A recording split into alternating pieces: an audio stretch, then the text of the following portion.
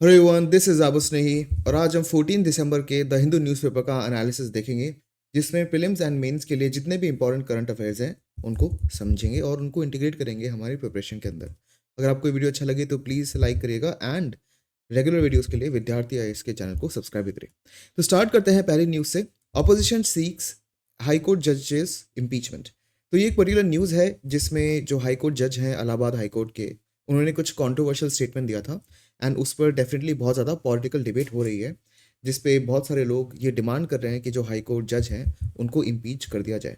तो ये जो ओवरऑल डिबेट है और वो जो उन्होंने कमेंट किया था वो डेफिनेटली यूपीएससी के लिए रेलेवेंट नहीं है, लेकिन जो इम्पीचमेंट है हाई कोर्ट जज का, अब वो न्यूज़ में आ चुका है तो उसका जो स्टैटिक पोर्शन है वो समझना इंपॉर्टेंट हो जाता है। इन सब पे प्रीलिम्स एंड मेंस दोनों में ही स्टेटमेंट वाइज क्वेश्चंस बन सकते हैं।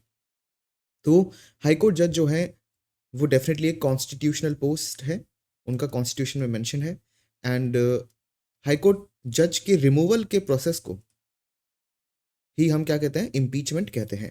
तो जो इम्पीचमेंट है वो कहाँ पे मेंशन्ड है, वो आर्टिकल 218 में मेंशन्ड है। ये आपको याद होना चाहिए, ये बहुत इंपॉर्टेंट है। ठीक है, तो जो हाई कोर्ट जज है उनको इम्पीच कॉन्स्टिट्यूशन में जो आर्टिकल है, उस कॉन्स्टिट्यूशन के आर्टिकल के अंतर्गत ही उनको इम्पीच करा जाता है एंड कॉन्स्टिट्यूशन में ग्राउंड्स भी मेंशन्ड है, ये भी आपको ध्यान रखना है। मतलब कॉन्स्टिट्यूशन में ये लिख रखा है कि किसी भी हाई कोर्ट जज को इम्पीच कब या किस टॉपिक पर किया जाएगा।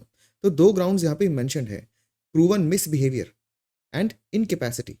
प्रूवन मिसबिहेवियर मतलब कि जो हाई कोर्ट जज हैं उनका जो बिहेवियर है वो अच्छा नहीं है, एंड इनकेपेसिटी मतलब वो सर्व करने की कंडीशन में नहीं है।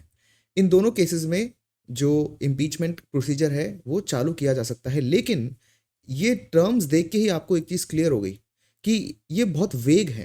मतलब इनको किसी भी तरह से इंटरप्रेट करा जा सकता है। और ऐसा क्यों है? ऐसा इसलिए है कि इवन दो ये दोनों टर्म्स कॉन्स्टिट्यूशन में लिखे तो हैं, लेकिन इनको कहीं डिफाइन नहीं करा हुआ। तो प्रीलिम्स में ऐसे स्टेटमेंट्स आ जाते हैं that the grounds for impeachment of the high court जज आर डिफाइंड इन कॉन्स्टिट्यूशन। मतलब स्टेटमेंट लिखा होगा प्रीलिम्स में कि वो ग्राउंड्स जिन पर सुप्रीम कोर्ट जज को इम्पीच करा जाता है वो कॉन्स्टिट्यूशन में एक्सप्लेन्ड है या डिफाइंड है, लेकिन ऐसा नहीं है। क्या ग्राउंड्स लिखे हैं? यस, लेकिन क्या उनको डिफाइन करा गया है? नो, कॉन्स्टिट्यूशन में डिफाइन नहीं करा गया। ये जो प्रोसीजर है, ठीक है, एक और चीज, जिस प्रोसीजर को फॉलो करके जज को इम्पीच करा जाएगा वो भी कॉन्स्टिट्यूशन में नहीं लिखा। प्रोसीजर भी कॉन्स्टिट्यूशन के अंदर नहीं लिखा है। ये बहुत ढंग से आपको ध्यान रखना है, इन्हीं स्टेटमेंट्स पर प्रीलिम्स हमें फंसाता है। तो कॉन्स्टिट्यूशन में नहीं लिखा तो इम्पीचमेंट प्रोसीजर लिखा कहाँ है? उसके लिए अलग से एक लॉ या अलग से एक एक्ट पास करा गया था 1968 में, जजेस इंक्वायरी एक्ट। उसके अंदर लिखा है कि कैसे इम्पीचमेंट होता है। ठीक है, तो ये आपको ध्यान रखने सारी चीज़ें बहुत ज़्यादा इंपॉर्टेंट है। और ये प्रोसीजर क्या है फिर, इसको भी देख लेते हैं। सी सबसे पहले हमारा जो पार्लियामेंट है, पार्लियामेंट के अंदर ये प्रोसीडिंग चालू होगी। अब पार्लियामेंट के अंदर दो हाउसेज हैं, राज्यसभा एंड लोकसभा। तो राज्यसभा में 50 लोग कम से कम, या फिर लोकसभा में कम से कम 100 लोग, क्योंकि लोकसभा में ज़्यादा लोग हैं इसलिए यहाँ पे जो minimum number of member of parliaments हैं, जो एमपीज हैं, उनकी रिक्वायरमेंट भी ज़्यादा है। तो लोकसभा में से 100 लोग और या फिर राज्यसभा में से 50 लोग ये इनिशिएट कर सकते हैं प्रोसीडिंग। मतलब राज्यसभा में 50 एमपीज जो हैं उन्होंने क्या करा, एक पिटिशन फाइल करी और उससे क्या होगा, फिर वहाँ पे वोटिंग चालू हो जाएगी। या फिर लोकसभा में 100 एमपीज ने ऐसा करा तो कहीं भी ये चालू हो सकती है प्रोसीडिंग, ये कहने का मतलब ये है। ठीक है, राज्यसभा में भी चालू हो सकती है, लोकसभा में भी चालू हो सकती है। उसके बाद दोनों हाउसेज में से, ठीक है, दोनों हाउसेज में से ये एक पर्टिकुलर मोशन को पास करना पड़ेगा। बट उसके पहले क्या होगा, जैसे रिजोल्यूशन ये या फिर ये जो प्रपोजल है, 50 लोग राज्यसभा के या फिर 100 मेंबर ऑफ पार्लियामेंट्स लोकसभा के, जब ये स्पीकर जो है या फिर जो भी, जैसे राज्यसभा में तो चेयरमैन हो गए और लोकसभा में हो गए स्पीकर, ठीक है, जो प्रिसाइडिंग ऑफिसर होते हैं, उनको सबमिट करा जाएगा। उसके बाद एक 3 मेंबर की कमेटी बनेगी। इस 3 मेंबर की कमेटी में 3 लोग हो गए, एक तो चीफ जस्टिस ऑफ इंडिया, या फिर एक तो चीफ जस्टिस ऑफ इंडिया और कोई भी हाई कोर्ट चीफ जस्टिस, किसी भी हाई कोर्ट के चीफ जस्टिस को वो सेलेक्ट कर लेंगे, और एक डिस्टिंग्विश जूरिस्ट। इन तीनों को 1+1+1 इनकी एक कमेटी बनेगी और उसके बाद ये डिसाइड करेंगे कि क्या हुआ है। ठीक है, एंड ऑब्वियसली इस कमेटी की रिकमेंडेशन भी सुनी जाएगी। उसके बाद वोटिंग होगी दोनों हाउसेज में, दोनों हाउसेज में वोटिंग होगी और दोनों हाउसेज में जितने भी टोटल मेंबर्स हैं, जितनी भी उसकी टोटल मेंबरशिप है, उसका 2/3 मेजॉरिटी से वो पास होना चाहिए, ठीक है। जितनी भी मेंबरशिप है 2/3 मेजॉरिटी वोट से वो पास होना चाहिए, ठीक है। तो इसमें एक चीज़ आपको ध्यान रखनी है, जब यहाँ पे लिखा है 2/3 मेंबर प्रेजेंट इन वोटिंग और यहाँ पे लिखा है majority of the total membership, इसका मतलब क्या है मैं बहुत ही ब्रीफली आपको समझा देता हूँ। एक्चुअली सपोज 100 लोग हैं एक हाउस में, ठीक है, और सिर्फ 40 लोग ही प्रेजेंट है, मतलब 100 लोग हैं हाउस में लेकिन सिर्फ 40 लोग ही आए हैं उस दिन, 60 लोग क्या है एबसेंट है, मतलब 7 MPs एबसेंट है। यहाँ पे क्या लिखा है 2/3 मेजॉरिटी चाहिए मेंबर्स प्रेजेंट एंड वोटिंग की, तो जो प्रेजेंट है वो कितने हैं 40, और वो वोट भी तो करेंगे, तो 2/3 इनके फेवर में वोट करनी चाहिए। तो जो 40 है इसका जो ओवरऑल 2/3 है वो अराउंड आ जाएगा 26, है ना, 26 आ जाएगा, मतलब 40 में से 26 लोग इस मोशन के फेवर में वोट करने चाहिए, ठीक है। इसका मतलब हो गया 2/3 मेंबर्स प्रेजेंट एंड वोटिंग, अब आपको ये समझ में आ चुका है। लेकिन एक और चीज यहाँ पे लिखी है majority of the membership of the house, ये जितने वोट्स हैं ये पूरे जितने मेंबर्स होने चाहिए थे उसकी मेजॉरिटी में होनी चाहिए, मेजॉरिटी मतलब 50% से ज्यादा। अब क्योंकि इस हाउस में 100 ही लोग थे तो मतलब कम से कम 50 लोगों को वोट करना पड़ेगा फेवर में। तो दो कंडीशन है, एक कंडीशन ये है कि जितने लोग प्रेजेंट है ना उस प्रेजेंट लोगों में से 2/3 लोगों को वोट करना पड़ेगा फेवर में, और ये जितने लोगों ने फेवर में वोट करा है ये पूरे जो हाउस में टोटल सीट्स जितनी है उसके 50% से ज्यादा होनी चाहिए। तो इस केस में तो 26 लोग ही वोट कर रहे हैं, टोटल मेंबरशिप है 50, तो मतलब ये पास नहीं माना जाएगा। लेकिन अगर जो यहाँ पे मान लेते हैं लेट से 60 लोग प्रेजेंट थे, या 60 नहीं लेट से 80 पीपल प्रेजेंट थे और 100 लोगों की सीट है पूरे इस पर्टिकुलर हाउस में, तो 100 लोगों का मेजॉरिटी कितना हो गया 50% से ज़्यादा, मतलब 50 लोग से ज़्यादा होने चाहिए जो कि वोट करेंगे इसके फेवर में। मान लेते हैं 80 जो लोग प्रेजेंट इन वोटिंग है इसका 2/3 होना चाहिए कम से कम, तो 80 का जो 2/3 होगा वो अराउंड आएगा 53, ठीक है। तो मतलब 53 लोग 2/3 होंगे 80 के कम से कम ना, तो 53 लोग वोट कर लेंगे। तो यहाँ पे देखो जो 80 का 2/3 है वो 50 से ज़्यादा है ना, तो अब जो वो है पास माना जाएगा बिल, ठीक है। तो ये आपको ध्यान रखना होता है कि 2/3 of majority present in voting and majority of total membership, इसके बीच में एंड मतलब प्लस साइन, तो इसका टोटल मतलब क्या होता है। कभी कभी कुछ ऐसे अमेंडमेंट्स होंगे या कुछ ऐसे मोशंस होंगे जिसमें ये नहीं लिखा होगा majority of the total membership, उसमें बस 2/3 मेंबर्स प्रेजेंट इन वोटिंग, तो इसमें अगर 100 लोगों में से सिर्फ 40 लोग प्रेजेंट है और उनमें से सिर्फ जो 2/3 लोगों ने वोट करा है चाहे वो 26 ही आए तब भी वो पास माना जाएगा। लेकिन यहाँ पे ऐसा नहीं है, यहाँ पे कम से कम 50 लोगों को वोट करना इस रिजोल्यूशन के फेवर में जरूरी है, ये आपको ध्यान रखना है। और फाइनली में जब ये पास हो जाता है तब जो प्रेसिडेंट है वो क्या करते हैं इम्पीच कर देते हैं, तो फाइनल प्रेसिडेंट ही साइन करते हैं इम्पीचमेंट में हाईकोर्ट जज के, ये आपको ध्यान रखना है। चलते हैं नेक्स्ट एडिटोरियल की तरफ, Trump's return and south Asia outlook. So Donald Trump जो है अभी इलेक्शन जीता है उन्होंने, एंड इस पर्टिकुलर एडिटोरियल में ये डिस्कस करा जा रहा है कि उनके आने से साउथ एशिया पे क्या इम्पैक्ट रहेगा, या हिस्टोरिकली या रिसेंटली जो US और साउथ एशिया के रिलेशंस किस तरह से रहे हैं। तो इस पे पहले भी बहुत सारे आर्टिकल्स हम डिस्कस कर चुके हैं, और आई एम प्रीटी श्योर जनवरी में जब डोनाल्ड ट्रम्प अपनी ओथ लेंगे as a president of United States, तब और भी बहुत सारे आर्टिकल्स आएंगे फ्यूचर में भी, ठीक है। तो अभी जो ये चीज़ें देखें उनको, जो चीज़ें यहाँ पे लिखी है उनको देखते हैं। तो जनवरी में डोनाल्ड ट्रम्प है वो कि 47th प्रेसिडेंट बन जाएगा US के, ये आपको ध्यान रखना है कि वो किस नंबर के हैं। वन डे एग्जाम में पूछा जा सकता है, UPSC के प्रीलिम्स में आने के चांसेस कम है, बट ऐसे क्वेश्चंस बहुत सारे एग्जाम्स में स्टेट PCS में पूछे जा सकते हैं, ठीक है। और US और इंडिया के जो टाइज हैं उसमें क्या क्या फैक्टर्स हैं, देखो पिछले कुछ सालों से, पिछले इस मिलेनियम में, मतलब 21st सेंचुरी के अंदर जो ओवरऑल इंडिया और US के टाइज है वो धीरे धीरे बढ़ते ही जा रहे हैं। इसका सबसे बड़ा रीज़न है, एक तो चाइना हो गया और दूसरा इकोनॉमी हो गया, कि दोनों इकोनॉमी जो कि डेमोक्रेटिक बेसिस पर डिफाइंड है, और इंडिया की भी जो इकोनॉमी है 1991 के LPG रिफॉर्म्स के बाद थोड़ी सी मार्केट ओरिएंटेड हो गई। जो US की इकोनॉमी है, US की इकोनॉमी मार्केट बेस्ड इकोनॉमी है, 100% मार्केट बेस्ड इकोनॉमी नहीं है लेकिन काफ़ी हद तक मार्केट बेस्ड इकोनॉमी है। मार्केट बेस्ड इकोनॉमी का मतलब एक ऐसी इकोनॉमी जिसमें सप्लाई एंड डिमांड के अंदर गवर्नमेंट ज़्यादा इंटरफेयर नहीं करती, और एक सोशलिस्ट या फिर कम्युनिस्ट इकोनॉमी वो होती है जहाँ पे नॉर्मल इकोनॉमिक फंक्शंस में गवर्नमेंट का इंटरफेरेंस बहुत ज़्यादा होता है। तो चाइना की जो इकोनॉमी है वो थोड़ी स्टेट बेस्ड इकोनॉमी है या फिर सोशलिस्ट इकोनॉमी ज़्यादा है। इंडिया की इकोनॉमी 1991 के बाद थोड़ी सी मार्केट बेस्ड होने लग गई। दूसरा, यूएस और इंडिया दोनों डेमोक्रेसीज हैं। तीसरा, चाइना 2000 के बाद से एक्चुअली 21st सेंचुरी में चाइना वर्ल्ड ट्रेड ऑर्गेनाइजेशन को ज्वाइन करता है। वर्ल्ड ट्रेड ऑर्गेनाइजेशन को ज्वाइन करने के बाद चाइना को बहुत ज़्यादा फायदा मिलता है ट्रेड करने का। उसके कारण चाइना की इकोनॉमी स्काई रॉकेट होती है, ठीक है। और इसी कारण जो चाइना है वो यूएस का सबसे बड़ा इकोनॉमिक राइवल भी बन जाता है। चाइना इंडिया का ऑलरेडी एक राइवल है टेरिटोरियल इंटेग्रिटी के कारण और डिफेंस जो चैलेंजेस है उसके कारण। तो दोनों का एक राइवल भी एक बन जाता है चाइना, यूएस और इंडिया का। तो इतने सारे कन्वर्जेंस पॉइंट आ जाते हैं एटलीस्ट रिसेंट टाइम्स में, ठीक है। एंड 2009 के बाद यूएस ने इंडिया को लेबल दे दिया कि हम नेट सिक्योरिटी प्रोवाइडर है रीजन के। नेट सिक्योरिटी प्रोवाइडर क्या होता है कि भाई इंडिया को कभी कभी चीज़ों की डिफेंस की ज़रूरत पड़ती है, कभी कभी इंडिया मदद करता है औरों की डिफेंस प्रोवाइड करने में।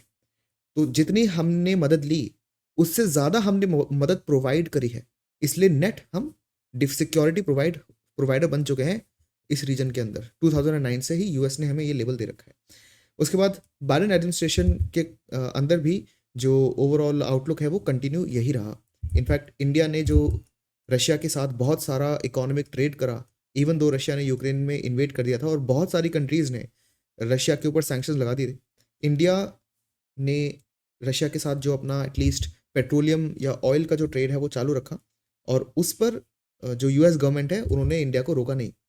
तो मतलब ये जो पुरानी टाइज है ये अभी भी चल रही है इवन दो एडमिनिस्ट्रेशन बदल रही है। चाइना जो है वो इंक्रीजिंगली अग्रेसिव होता जा रहा है और असर्टिव होता जा रहा है। चाइना का जो एम है वो है एक्सपेंशनिज्म, और ये जो एक्सपेंशनिस्ट टेंडेंसी है चाइना की, उसके कारण चाइना अपनी सारी बॉर्डर्स पे अपनी बाउंड्री को इंक्रीज करने की कोशिश कर रहा है। चाहे वो यहाँ पे साउथ कोरिया और जापान हो, चाहे वो यहाँ पे ताइवान हो, चाहे वो यहाँ पे पूरा साउथ चाइना सी हो, चाहे यहाँ पर वो इंडिया हो, वो हर डायरेक्शन में अपनी बॉर्डर्स को एक्सपैंड करने की कोशिश कर रहा है, ठीक है। और साउथ चाइना सी में यूएस के बहुत सारे फ्रेंड्स हैं, ताइवान, फिलीपींस एक्सेट्रा, और ऑब्वियसली इंडिया तो है ही साउथ एशिया के अंदर। और इंडिया और यूएस की साथ में इंडो पैसिफिक स्ट्रैटेजी बनी है। जो इंडियन ओशन है और जो पैसिफिक ओशन है, इस पूरे रीजन में फ्रीडम ऑफ मूवमेंट को इंश्योर करना, इस पूरे रीजन में जो रूल्स बेस्ड ऑर्डर को इंश्योर करना, ये काफ़ी ज़रूरी हो जाता है, इसलिए इंडो पैसिफिक स्ट्रैटेजी बनती है। रूल्स बेस्ड ऑर्डर मतलब जो इंटरनेशनल लॉ बोलता है उसके अकॉर्डिंग आप काम करो। जैसे चाइना क्या कर रहा है, पूरे साउथ चाइना सी को वो बोलता है कि वो उसका है, लेकिन जो बहुत सारी ट्रीटीज़ है उनके अकॉर्डिंग हर कंट्री का कुछ हिस्सा, हर कंट्री के बाहर कुछ हिस्सा जो पानी का है वो उस कंट्री की एक टेरिटरी के पार्ट में आ जाता है, मैरीटाइम टेरिटरी का पार्ट बन जाता है। उसके बियॉन्ड वो इंटरनेशनल वाटर रहता है, वो किसी का नहीं होता। लेकिन चाइना क्लेम करता है ये पूरा रीजन जो पानी का है वो उसी का है। तो यहाँ पे क्या है, ये जो बेसिक रूल्स है उसको ही तोड़ा जा रहा है। रूल्स बेस्ड वर्ल्ड ऑर्डर को इंश्योर करने की कोशिश की जा रही है। फ्रीडम ऑफ मूवमेंट यहाँ पे कहाँ से आ रहा है? एक्चुअली क्या है कि इंडो पैसिफिक रीजन में बहुत सारे चोक पॉइंट्स हैं, बहुत सारे छोटे छोटे चोक पॉइंट्स हैं, जैसे strait of Malacca, strait of Makassar, Taiwan strait etcetera. और यहाँ पे अगर चाइना अपनी प्रेजेंस बहुत ज़्यादा इम्प्रूव कर लेता है तो इंडियन ओशन से पैसिफिक ओशन जाने के लिए ये चोक पॉइंट्स ही हैं, इनके थ्रू ही जाते हैं, और इन्हीं पर चाइना ने कंट्रोल कर लिया। तो ये जो कनेक्टिविटी है ना, ये अब खतरे में आ सकती है। तो ये भी फ्रीडम ऑफ मूवमेंट, इस पर्टिकुलर चाइना का जो कंट्रोल है चोक पॉइंट्स पे, उसको डिस्करेज करने की बात करता है। तो ये चीज़ें आपको थोड़ी सी पता होनी चाहिए। ये सारी चीज़ें इस आर्टिकल में नहीं लिखी है, बट एक सीरीज में मैंने आपको बताया ताकि आपका एक पूरा अच्छे से कंटेंट डेवलप हो जाए। It's cooperation with India on millennium challenge cooperation projects in Nepal and Sri Lanka has also worked out. तो यूएस ने इंडिया के साथ मिलेनियम चैलेंज कॉपरेशन पे काम किया है। ये एमसीसी क्या है? ये 2004 में एक प्रोजेक्ट है, यूएस का ही है। इसमें वो क्या करता है, वो जो पुअर कंट्रीज़ हैं, डेवलपिंग कंट्रीज़ में भी बहुत सारी ऐसी कंट्रीज़ हैं जो कि अंडर डेवलप्ड हैं या बहुत ही धीरे डेवलप कर रही हैं, तो उनको असिस्टेंस मिलता है। इंडिया ने यूएस का ये जो एमसीसी एक प्रोजेक्ट है उसका साथ देके नेपाल और श्रीलंका में भी कुछ प्रोजेक्ट्स चलाए हैं, ठीक है। तो यहाँ पे भी दोनों कोऑपरेट कर रहे हैं, तो ये आपको ध्यान रखना है, बहुत इंपॉर्टेंट है। एमसीसी क्या है, इस पर अलग से प्रीलिम्स में क्वेश्चन आ सकता है। यूएस इंडिया रिलेशंस पर एक अलग से मेंस में क्वेश्चन बन सकता है। Besides mister Biden's passive relation with Pakistan, अब हुआ क्या, बाइडेन जब जो बाइडेन अभी प्राइम मिनिस्टर, जो बाइडेन अभी प्रेसिडेंट थे यूएस के, उनके पाकिस्तान के साथ रिलेशनशिप बहुत पैसिव थे, मतलब बहुत ही वीक थे, ज़्यादा एक्टिव नहीं थे। स्पेशली देखो, अफगानिस्तान के बहुत ही क्लोज में था पाकिस्तान। अफगानिस्तान को कंट्रोल करने के लिए यूएस ने पाकिस्तान की बहुत ज़्यादा हेल्प ली। ठीक है, यूएस ने पाकिस्तान की बहुत ज़्यादा हेल्प ली। अब यूएस ने तो अफगानिस्तान से विड्रॉ कर लिया और अफगानिस्तान में आ चुका है तालिबान, तो यूएस को पाकिस्तान की इतनी ज़रूरत रही नहीं, एटलीस्ट अफगानिस्तान के लिए यूएस को पाकिस्तान की इतनी ज़रूरत नहीं रही। तो इसलिए यूएस और पाकिस्तान के रिलेशंस भी थोड़े से वीक ही चल रहे हैं बाइडेन के अंदर। एंड इससे क्या है, इंडिया और यूएस की रिलेशनशिप को थोड़ा फायदा हुआ। ये सारी चीज़ें आपको ध्यान रखनी है। इंडिया का क्या पर्सपेक्टिव है, मतलब हमारा क्या पर्सपेक्टिव है इस पूरी रिलेशनशिप को लेके। हम चाहते हैं कि चाइना के जो प्रोजेक्ट्स हैं उनको पुश बैक करा जाए, और इसलिए हमें यूएस के कोऑपरेशन की ज़रूरत है। और हम क्या चाहते हैं, एक और चीज़, हमारी जो इंडियन इकोनॉमी है वो चाइनीज़ इकोनॉमी में बहुत ज़्यादा डिपेंडेंट है। तो हम चाहते हैं कुछ ऑल्टरनेटिव हमारे पास हो डेवलपमेंट पार्टनरशिप के फॉर्म में, ताकि हम चाइना से हट के कहीं और किसी और को अपना ट्रेडिंग पार्टनर बना पाए। तो यूएस वहाँ पे एक बहुत अच्छा अट्रैक्टिव एक डेस्टिनेशन जैसे उभर के आता है। तो ये सारे प्रोसीजर्स हैं, या ये सारे वो एस्पेक्ट्स हैं जहाँ पे इंडिया और यूएस की जो रिलेशनशिप है वो कन्वर्ज करती है, दोनों एक तरह से सोचते हैं। ठीक है, बहुत इंपॉर्टेंट पॉइंट्स हैं, आपको ध्यान रखने हैं। हुआ क्या है, यूएस ने, इसमें कुछ डाइवर्जेंस के भी पॉइंट्स हैं, तो ये सारे पॉइंट्स कुछ हैं जो डाइवर्जेंस के हैं। तो अब तक मैंने आपको कन्वर्जेंस बता दी कि कहाँ पे दोनों साथ में आते हैं। अब ये है डाइवर्जेंस। पहली बात तो यूएस रिपीटेडली जो डेमोक्रेसीज हैं उनको रैंक करता है, और उनके बारे में डिफरेंट डिफरेंट रिपोर्ट्स वो रिलीज करते हैं। यूएस के ऑफिशियल जो डिफरेंट डिफरेंट डिपार्टमेंट्स हैं वो बताते हैं कि किस डेमोक्रेसी में अच्छी चीज़ें हो रही है, किस डेमोक्रेसीज में अच्छी चीज़ें नहीं होती। तो यूएस की जितनी रिपोर्ट्स आई हैं उसमें इंडिया की जो पोजीशन है वो अच्छी नहीं रही है, चाहे वो डेमोक्रेसी का इंडेक्स हो, चाहे वो ह्यूमन राइट्स रिपोर्ट हो यूएस की, उसमें इंडिया को हमेशा कुछ हद तक क्रिटिसाइज ही करा जाता है। तो यहाँ पे एक डाइवर्जेंस आपको देखने को मिलती है, और ये यूएस की गवर्नमेंट की बॉडीज है बाय द वे। और ये सिर्फ जो बाइडेन के अंदर नहीं, जब डोनाल्ड ट्रंप प्रेसिडेंट थे तब भी ऐसी रिपोर्ट्स यूएस के ऑफिशियल सोर्सेज से आती थी। ठीक है, एक्चुअली है क्या कि यूएस इन रिपोर्ट से चाइना को टारगेट करता है, क्योंकि चाइना में भी डेमोक्रेसी की बहुत सारा प्रॉब्लम्स है, ह्यूमन राइट्स वायलेशन होती हैं। तो इस रिपोर्ट में वो इंडिया को भी मेंशन कर देता है कभी कभी। ठीक है, इंडिया की एक और प्रॉब्लम क्या है, इंडिया की प्रॉब्लम नहीं, मतलब इंडिया के पास एक और चैलेंज क्या है। देखो, इंडिया का जो नेबरहुड है, चाहे वो म्यांमार हो, चाहे वो बांग्लादेश हो, ये थोड़ा ट्रबल्ड है। तो बांग्लादेश में भी डेमोक्रेसी की प्रॉब्लम है, म्यांमार में भी, क्योंकि देखो बांग्लादेश में अभी शेख हसीना की गवर्नमेंट थी और वो डेमोक्रेटिकली इलेक्टेड गवर्नमेंट थी, फिर उनको वहाँ से हटा दिया जाता है, बहुत ज़्यादा प्रोटेस्ट होते हैं, और अब बांग्लादेश में एक इंटरिम गवर्नमेंट बन चुकी है जो अब तक डेमोक्रेटिकली इलेक्टेड नहीं है। अब इलेक्शंस होंगे तब पता चलेगा कि वो उनको लोग सपोर्ट करते हैं या नहीं, वो अलग बात है। लेकिन जब शेख हसीना की गवर्नमेंट थी तब भी जो बांग्लादेश में ह्यूमन राइट्स वायलेशन बहुत ज़्यादा हो रहे थे। इनफैक्ट ये भी न्यूज़ आई थी कि बहुत सारे जो रोहिंग्याज हैं जो कि म्यांमार से बांग्लादेश माइग्रेट होके आए थे, उन रोहिंग्यास के अगेंस्ट भी कुछ वायलेंस नोट करा गया था। फिर जो बांग्लादेश में और भी रिलीजियस माइनॉरिटीज़ हैं उनके अगेंस्ट भी कुछ वायलेंस यहाँ पे ऑब्जर्व किया गया था शेख हसीना की गवर्नमेंट के दौरान भी, और अब तो वो चीज़ और ज़्यादा होने लग गई। म्यांमार में भी डेमोक्रेटिकली इलेक्टेड गवर्नमेंट थी ऑंग सैन सू की के under, I am pretty sure आपने इनका नाम सुना होगा, ऑंग सैन सू का। बट यहाँ पे भी सेम चीज़ हुई, मिलिट्री आई, उन्होंने डेमोक्रेटिकली इलेक्टेड गवर्नमेंट को हटा दिया, और अब जो मिलिट्री है, या मिलिट्री जनता, या फिर मिलिट्री हुंता आप बोल सकते हो, मिलिट्री रूल ही अभी म्यांमार में जो है वो लगा हुआ है अब तक। वहाँ पे जब से डेमोक्रेसी को हटाया गया है तब से अब तक इलेक्शन नहीं हुए। तो इंडिया के आसपास ये प्रॉब्लम्स है। तो इंडिया ने शेख हसीना की गवर्नमेंट को सपोर्ट करा, लेकिन यूएस ने शेख हसीना की गवर्नमेंट को डेमोक्रेसी और ह्यूमन राइट्स वायलेशन पे क्रिटिसाइज करा। इंडिया जो म्यांमार की मिलिट्री जनता है या मिलिट्री हुंता है उसको सपोर्ट तो नहीं करता, बट उससे अच्छे रिलेशंस बनाने की कोशिश कर रहा है, क्योंकि हमें नॉर्थ ईस्ट में स्टेबिलिटी चाहिए। और अगर म्यांमार हमारे साथ कोऑपरेट नहीं करेगा तो बहुत सारे लोग या बहुत सारे इंसर्जेंट्स नॉर्थ ईस्टर्न रीजन में आके वहाँ पे जो लोग हैं, लोकल ट्राइब्स हैं, उनकी जो लिविंग कंडीशंस है उनको ख़राब कर सकते हैं और इंसर्जेंसी को और ज़्यादा बढ़ा सकते हैं। तो हमें म्यांमार की जो अभी गवर्नमेंट है उसका कोऑपरेशन चाहिए, इवन दो वो एक मिलिट्री गवर्नमेंट है जो कि अनडेमोक्रेटिक है। और अगर हम इनके साथ कोऑपरेट नहीं करेंगे तो म्यांमार चाइना के और क्लोज हो जाएगा। तो हमें बैलेंस करने के लिए म्यांमार के साथ रिलेशंस थोड़े इंप्रूव करने पड़े। और शेख हसीना को सपोर्ट भी करना पड़ा।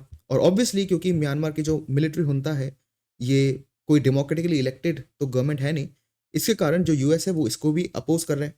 तो इन दोनों पोजीशन पे इंडिया से थोड़ा सा डाइवर्जेंट व्यू है यूएस का साउथ एशिया के इन दोनों कंट्रीज के अंदर, ये आपको पता होना चाहिए। इससे हो क्या रहा है, यूएस क्योंकि उसने बांग्लादेश को भी अपोज करा, वो म्यांमार को भी अपोज कर रहा है, इसके कारण इंडिविजुअली ये दोनों कंट्रीज धीरे धीरे चाइना के भी क्लोज होती गई, क्योंकि यूएस इन दोनों पे प्रेशर डाल रहा है और ये इंडिया के लिए थोड़ा सा डिफिकल्ट हो जाता है। ठीक है। और अभी रिसेंटली जब यूक्रेन और रशिया का वॉर हुआ, मैंने आपको बताया कि इंडिया कंसिस्टेंटली रशिया के साथ जो ऑयल ट्रेड है वो करता जा रहा है और उस पर कोई रोक नहीं लगाई इंडिया पर। लेकिन जो इंडियन बिजनेसमैन थे उनको बहुत ज़्यादा सैंक्शंस फेस करने पड़े। हुआ ये कि रशिया में जितना भी बिजनेस है उनका इंटरनेशनल बिजनेस, उन सब पे रोक लगा दी गई यूएस के द्वारा और बहुत सारी जो यूरोपियन कंट्रीज थी। तो इसमें बहुत सारे इंडियन फर्म्स है जो बीच में फंस गई और उनका जो कोलैबोरेशन है उसको बहुत बड़ा झटका लगता है। ठीक है। और जब ठीक है, तो ये सारे क्या है, डाइवर्जेंस पॉइंट है जो आपको पता होना चाहिए। रिसेंटली क्या होता है, जैसे यूएस जो है वो अफगानिस्तान से विड्रॉ हो गया, तो पाकिस्तान की जो इंपॉर्टेंस है वो कम हो गई है। जो मैंने यहाँ पे भी बताया था आपको, यूएस के लिए पाकिस्तान की इंपॉर्टेंस थोड़ी कम हो गई है। एंड ट्रम्प की जो अप्रोच है चाइना की तरफ वो बहुत कन्फ्रंटेशनल है। एंड ऑब्वियसली जो साउथ एशियन कंट्रीज है ये उस पर और ज़्यादा प्रेशर बनाएगी, क्योंकि बहुत सारी साउथ एशियन कंट्रीज जैसे श्रीलंका, मालदीव्स, इन लोगों ने भी या इन कंट्रीज़ ने भी चाइना के साथ बहुत बड़े बड़े प्रोजेक्ट साइन कर रखे हैं। तो यूएस क्या इन पे प्रेशर डालेगा और अब ट्रम्प के अंदर कि आप चाइना से अपने ये जो रिलेशनशिप है उनको कम करो। तो ये जो कंट्रीज़ है ये शायद चाइना के और क्लोज चले जाए, क्योंकि यूएस इन पे प्रेशर डाल रहा है और चाइना इन पे प्रेशर नहीं डाल रहा। ठीक है। तो यहाँ पे ये बैलेंस थोड़ा देखना होगा कि फ्यूचर में कैसे प्ले आउट होता है। और ट्रम्प की हिस्ट्री रही है कि वो बहुत ही ज़्यादा इरेटेड डिसीजन लेते हैं। जैसे रिसेंटली उन्होंने जो ब्रिक्स है जिसमें रशिया, इंडिया और चाइना आते हैं, तो इस पर्टिकुलर केस में हमारा एम क्या है कि हम जब आपस में ट्रेड करेंगे तो हम डॉलर को यूज़ क्यों करें, क्योंकि यूजुअली इंटरनेशनल जो ट्रेड है उसमें डॉलर को ही यूज़ करा जाता है। तो हम सोच रहे हैं कि हम डॉलर को यूज़ क्यों करें, हम तो लोकल करेंसीज को प्रमोट करेंगे इंटरनेशनल लेवल पे। तो अभी रिसेंटली कुछ दिनों पहले ही ट्रम्प ने ट्वीट करा कि ये जो डी डॉलराइजेशन कर रही है ब्रिक्स कंट्री, ये बहुत ही अच्छी बात नहीं है और इसका जो नुकसान है वो ब्रिक्स कंट्री को झेलना पड़ेगा। और ये ट्रम्प ने लिटरली इसी वर्डिंग में लिखा है। अब ऑब्वियसली कोई प्रेसिडेंट या कोई प्राइम मिनिस्टर इतनी कैजुअल फॉर्म में कुछ कहता नहीं है, ट्रम्प उसका एक बहुत बड़ा एक्सेप्शन है, वो कुछ भी बोल देता है। तो यहाँ पे क्या है, अब यहाँ पे इंडिया भी तो आता है और डी डॉलराइजेशन से इंडिया को भी बहुत फायदा होने वाला है, लेकिन ट्रम्प का एरेटिक डिसीजन है कि वो इसके अगेंस्ट है। ये सारी चीज़ आपको पता होनी चाहिए। ठीक है। एक और क्या एरेटिक डिसीजन है, ट्रम्प जो है वो क्लाइमेट चेंज में बिलीव ही नहीं करते, जबकि इंडिया में फॉर्चुनेटली जितने भी पॉलिटिकल पार्टीज हैं, जितना मुझे ध्यान है, वो सारे ही क्लाइमेट चेंज में सिर्फ बिलीव ही नहीं करते, वो उसके अगेंस्ट एक्शन लेने के लिए रेडी भी हैं। फॉर्चुनेटली इंडिया में एक पॉलिटिकल यूनानिमिटी है क्लाइमेट चेंज को लेके। यूएस में ऐसा नहीं है। यूएस में जो डेमोक्रेट्स हैं वो तो बिलीव करते हैं क्लाइमेट चेंज में, रिपब्लिकन्स अंडर ट्रम्प वो नहीं करते। तो जो क्लाइमेट चेंज की पेरिस डील थी उससे ट्रम्प ने यूएस को निकाल भी दिया था। वो तो बाइडेन आए और उन्होंने बचा लिया यूएस का पार्टिसिपेशन पेरिस डील में। और इंडिया को बहुत ज़्यादा ज़रूरत है डेवलप्ड कंट्रीज़ की, क्योंकि डेवलप्ड कंट्रीज़ ने आज तक इतना ज़्यादा क्लाइमेट चेंज खुद ने ही कॉज करा है। और अब अगर वो अपनी रिस्पॉन्सिबिलिटी से वापस मुकर जाएंगे तो इससे बड़ा धोखा क्या होगा डेवलपिंग कंट्रीज़ के लिए, कि इन्होंने अपनी ग्रोथ कर ली क्लाइमेट चेंज करके और अब वो बोल रहे हैं कि भाई क्लाइमेट चेंज तो होता ही नहीं है, और जो उन्होंने नुकसान करा है पूरे वर्ल्ड को ग्रीन हाउस गैसेस एमिट करके, उसका नुकसान वो चुकाएंगे भी नहीं फिर। तो ये एक बहुत बड़ा झटका लग सकता है पूरे क्लाइमेट मूवमेंट को ऑल ओवर द वर्ल्ड। तो ये यहाँ पे डाइवर्जेंस के पॉइंट्स हैं, ये भी आपको पता होना चाहिए। ठीक है। लेकिन जो ट्रम्प है वो उनका ये क्लेम है कि वो रशिया और यूक्रेन के वॉर को इम्प्रूव कर देंगे, वेस्ट एशिया मतलब मिडल ईस्ट, वहाँ पे वो और पीस ले आएंगे। अगर ऐसा होता है तो इंडिया के लिए काफ़ी फ़ायदा होगा, क्योंकि जितना भी ग्लोबल कॉन्फ्लिक्ट होता है इंडिया के लिए वो डिफिकल्ट होता है, क्योंकि इंडिया कोई साइड चूज़ नहीं करता कभी। मैक्सिमम केसेस में इंडिया साइड चूज़ नहीं करता। तो अगर दो फ्रेंड्स इंडिया के लड़ रहे हैं तो इंडिया के लिए थोड़ी सी ट्रिकी पोजीशन हो जाती है। तो अगर ट्रम्प के आने से रशिया यूक्रेन का वॉर थोड़ा सा कम होता है, मिडिल ईस्ट या वेस्ट एशिया में जो इजराइल पैलेस्टीन कॉन्फ्लिक्ट है वो थोड़ा सा रुकता है, तो इंडिया के लिए भी ये गुड न्यूज़ रहेगी। तो ये भी एक कन्वर्जेंस पॉइंट है जो आपको ध्यान रखना है। ठीक है। तो आपको पता होना चाहिए कि इंटरनेशनल रिलेशंस में कोई परमानेंट एनिमी या परमानेंट फ्रेंड नहीं होता, हर किसी के खुद के इंटरेस्ट ही होते हैं। इंडिया को भी इस सिनेरियो में अपना ही इंटरेस्ट देखना है। जहाँ पे यूएस उसका साथ देगा वहाँ पे हमें साथ जाना है। जहाँ पे यूएस अगेंस्ट है इंडिया के पोजीशंस पे, वहाँ पे ऐसा नहीं है कि हम भी हमारी पोजीशन चेंज कर ले। हमें हमारा कोई और वहाँ पे ऑल्टरनेटिव ढूंढना पड़ेगा। तो ये चीज़ आपको ध्यान रखनी है। चलते हैं नेक्स्ट न्यूज़ की तरफ। सुब्बलक्ष्मी's name can be used for prize to be given to TM Krishna High Court. So ये एक पर्टिकुलर न्यूज़ है। ये न्यूज़ इतनी इंपॉर्टेंट नहीं है, बट ये जो पर्सनालिटी यहाँ पे मेंशन है ये इंपॉर्टेंट हो जाते हैं। तो हुआ क्या है रिसेंटली कि द हिंदू जो न्यूज़पेपर है और वो एक और ऑर्गेनाइजेशन है म्यूजिक अकेडमी, इनके साथ मिलके इन्होंने एक अवार्ड को लॉन्च करा था, MS सुब्बुलक्ष्मी अवार्ड, और ये 2005 से दिया जा रहा है। तो MS सुब्बुलक्ष्मी जी की अनफॉर्चुनेटली डेथ हो चुकी है। उनके जो ग्रैंडसन है उन्होंने केस कर दिया कि MS सुब्बुलक्ष्मी का आप नाम कैसे यूज़ कर रहे हो। तो ये केस चल रहा है। पहले एक कोर्ट ने कहा कि हाँ, ये नाम यूज़ नहीं कर सकते। अब कोर्ट ने बोला है कि नहीं, नाम यूज़ कर सकते हैं। तो ये केस चल रहा है, वो हमारे काम का नहीं है। बट इस केस के कारण जो MS सुब्बुलक्ष्मी जी हैं, ये न्यूज़ में आ गई हैं, तो इनके बारे में 2-3 चीज़ आपको पता होनी चाहिए। पहली बात तो ये पहली म्यूज़िशियन थी जिनको भारत रत्न मिला था। ऐसे स्टेटमेंट्स फ़िल्म्स में पूछे जा सकते हैं आर्ट एंड कल्चर के अंदर, ठीक है? दूसरी चीज़, ये इनको भारत रत्न मिला था 1998 में। फिर ये जो पर्टिकुलर पर्सनैलिटी है, ये वोकलिस्ट है, मतलब सिंगर थी, और ये कर्नाटिक म्यूज़िक में ज़्यादा वर्क करती थी। कर्नाटिक म्यूज़िक यूजुअली जो इंडिया का म्यूज़िक है वो 2 पार्ट्स में डिवाइडेड है इन जनरल। जो नॉर्थ इंडियन म्यूज़िक है इसको हिंदुस्तानी म्यूज़िक बोला जाता है, और जो साउथ इंडियन म्यूज़िक है इसको कर्नाटिक म्यूज़िक का नाम दिया जाता है इन जनरल, ठीक है? ऐसा कोई हार्ड फेल्ट रूल नहीं है, बट इन जनरल ऐसा ही देखने को आपको मिलेगा।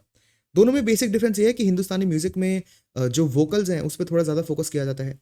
कर्नाटिक म्यूज़िक पे जो बीट्स हैं, ताल है, उस पे ज़्यादा फोकस किया जाता है, और इंस्ट्रूमेंट्स पे ज़्यादा फोकस किया जाता है। एनीवे, अब ये जो बाकी जो डिफरेंस है ये तो आपका स्टैटिक का पोर्शन है। करंट के लिए आपको इतना ही जानना है। चलते हैं नेक्स्ट न्यूज़ की तरफ। Prime minister to chair conference on of chief secretaries. So ये एक बहुत ही इंटरेस्टिंग न्यूज़ है। यहाँ पर एक्चुअली क्या होता है कि हर स्टेट गवर्नमेंट के पास उनकी पूरी सिविल सर्वेंट्स की टीम होती है, जिसको आप पूरी ब्यूरोक्रेसी भी बोल सकते हो, ठीक है? इन सारी सिविल सर्वेंट्स में से जो हर स्टेट का सबसे बड़ा सिविल सर्वेंट होता है या IAS ऑफिसर होगा, वो होता है चीफ सेक्रेटरी, ठीक है? तो जितने भी चीफ सेक्रेटरीज हैं पूरे इंडिया में, जितने भी स्टेट्स के, उनसे मीटिंग करेंगे प्राइम मिनिस्टर मोदी। तो यही एक न्यूज़ है, और इसी को बोला गया है national conference of chief secretary. अब इस पर प्रीलिम्स में क्वेश्चन बन सकता है कि ये क्या है, कब होता है, कौन ऑर्गेनाइज कराता है।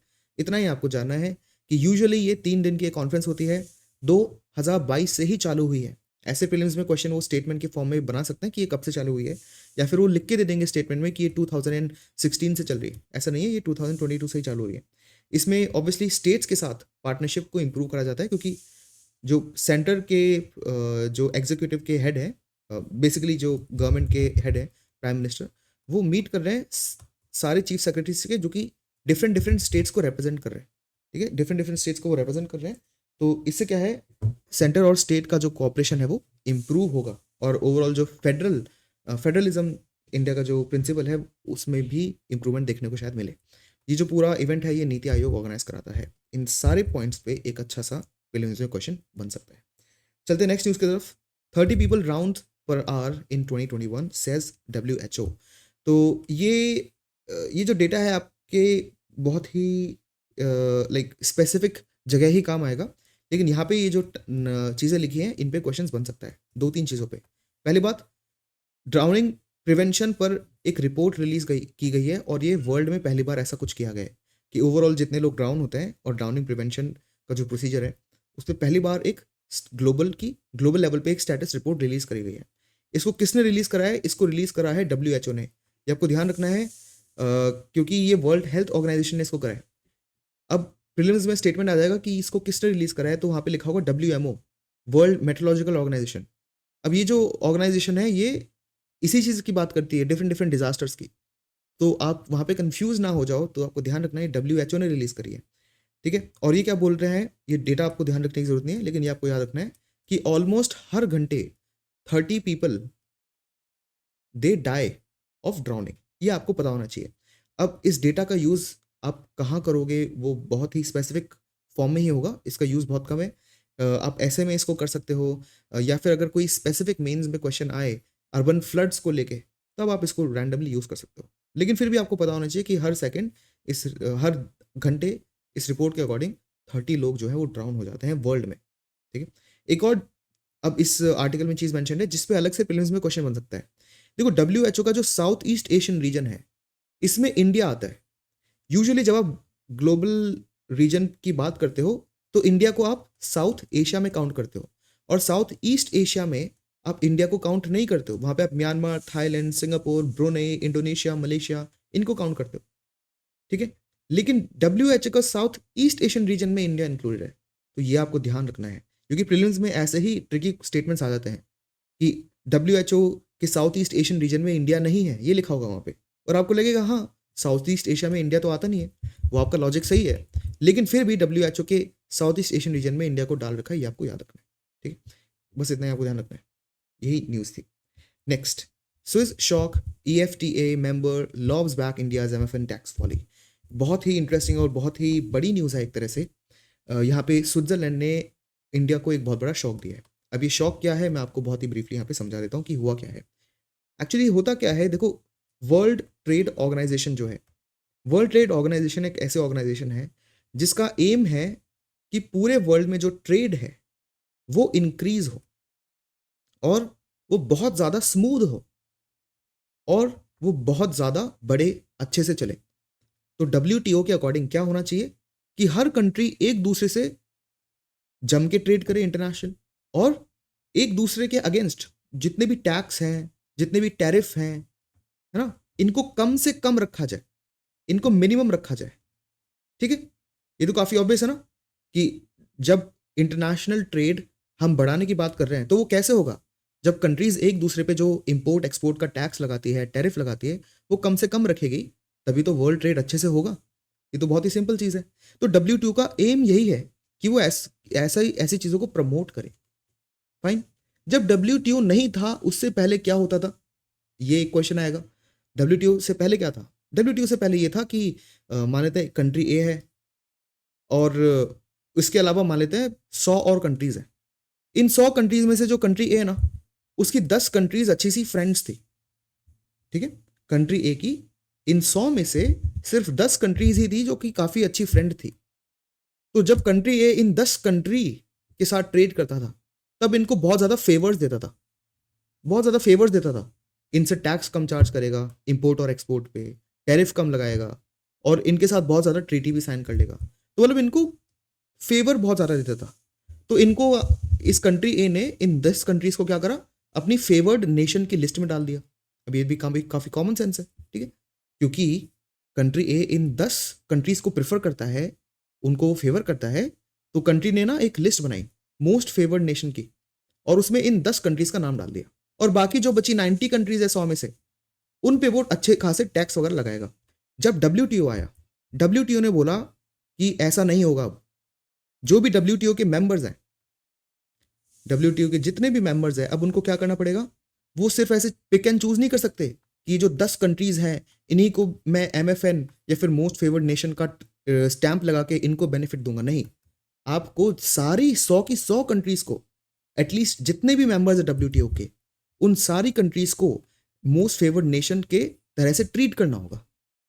सिंपल, मतलब एक तरह से WTO के आने के बाद कंट्री ए की 100 कंट्रीज के, कंट्री ए अब 100 की 100 कंट्रीज को MFN जैसे ट्रीट करना होगा अगर कंट्री ए को WTO का मेंबर बनना है तो।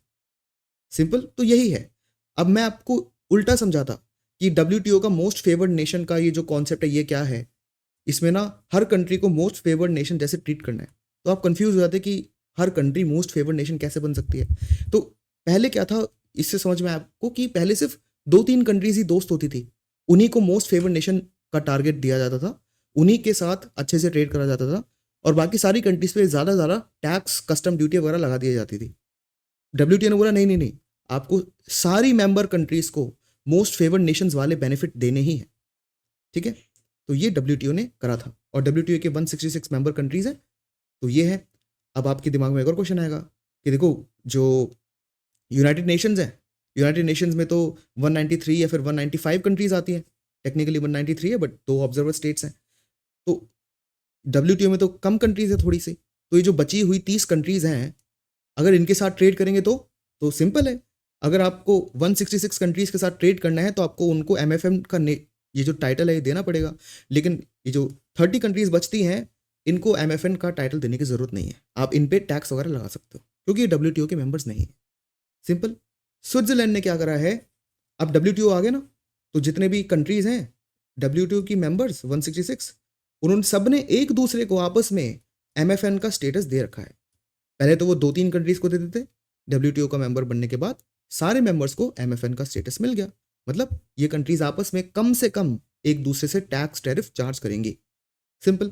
स्विट्जरलैंड ने भी इंडिया को ये स्टेटस दे रखा था, इंडिया ने भी स्विट्जरलैंड को भी दे रखा था। सिंपल। लेकिन स्विट्जरलैंड ने इंडिया से ये स्टेटस छीन लिया। यही न्यूज़ है, इसी पे प्रीलिम्स में क्वेश्चन बनेंगे। जितने भी मैंने आपको अब तक एक्सप्लेनेशन दी है, प्रीलिम्स में स्टेटमेंट वाइज वही चीज़ें आपसे पूछ ली भी जाएंगी। ठीक है, तो ये आपको ढंग से पता होना चाहिए। एक्सप्लेनेशन अगर आपको थोड़ा सा डाउट है तो प्लीज़ पॉज करके इसको वापस सुनो, आपको सारी चीज़ें क्लियर हो जाएंगी। तो अब क्या किया है स्विट्जरलैंड ने इंडिया से एमएफएन, इंडिया को जो स्विट्जरलैंड ने डब्ल्यूटीओ के अंदर एमएफएन का स्टेटस दे रखा था वो स्विट्जरलैंड ने छीन लिया है या उसको ख़त्म कर दिया है। तो अब क्या होगा, जो अब होता क्या है एक्चुअली, देखो अब जितनी भी कंपनीज हैं वो मल्टीनेशनल कंपनीज बन चुकी हैं ज़्यादातर। तो इससे क्या है, एक कंपनी है जिसका कुछ प्रोडक्शन यूनिट इंडिया के अंदर है और कुछ प्रोडक्शन वो स्विट्जरलैंड में करती है। तो स्विट्जरलैंड में भी बताती है वो कितनी इनकम कमाती है, इंडिया में भी बताती है कितनी इनकम कमाती है। तो उसको स्विट्जरलैंड में भी टैक्स देना पड़ रहा है इनकम, इंडिया में भी इनकम टैक्स देना पड़ रहा है। तो वो क्या 2 बार टैक्स दे रहा है। तो ताकि ऐसी चीज़ ना हो, इसलिए इंडिया और स्विट्जरलैंड ने क्या साइन करा, डबल टैक्सेशन अवॉइडेंस अग्रीमेंट। मतलब ये जो डबल टैक्सेशन लग रहा है ना, इसको अवॉइड करने के लिए एक अग्रीमेंट साइन कर लिया। सिंपल। इसमें बेसिकली यही होता है कि जो कंट्री है ये स्विट्जरलैंड का कमाई का जितना ही टैक्स स्विट्जरलैंड में देगी और इंडिया का पोर्शन का टैक्स सिर्फ इंडिया में देगी। ऐसा नहीं है कि उसकी टोटल अर्निंग पे टैक्स वो स्विट्जरलैंड में भी दे रही है, वो इंडिया में भी दे रही है। ऐसा ना हो इसलिए डबल टैक्सेशन अवॉइडेंस अग्रीमेंट दोनों कंट्री ने साइन कर लिया। ठीक है। अब स्विट्जरलैंड ने क्या बोला, देखो स्विट्जरलैंड ने ये बोला कि जो डीटीए है इसके अंदर जो एमएफएन के जो चार्जेस लगते हैं, मतलब सिंपल सी बात है, जितना वो टैक्स कलेक्ट करती है ना स्विट्जरलैंड, उस पर एमएफएन लगा देती, मोस्ट फेवर्ड नेशन। लेकिन इंडिया ने किसी एक नेस्ले के केस में, सुप्रीम कोर्ट ने, एक नेस्ले का केस चल रहा था, वो अभी इंपॉर्टेंट नहीं है, सुप्रीम कोर्ट ने ये बोला कि जब तक इंडिया अपनी कंट्री के अंदर इनकम टैक्स एक्ट के अंदर ये नोटिफाई नहीं कर देती कि हम स्विट्जरलैंड के साथ एमएफएन को फॉलो करते हैं, तब तक एमएफएन लागू नहीं होगा। और इतना टाइम बीत गया और आज तक, ठीक है, डब्ल्यूटीओ तो कब से है, इंडिया ने आज तक अपने इनकम टैक्स एक्ट को अमेंड करके उसके अंदर एमएफएन का प्रोविजन लिखा ही नहीं है।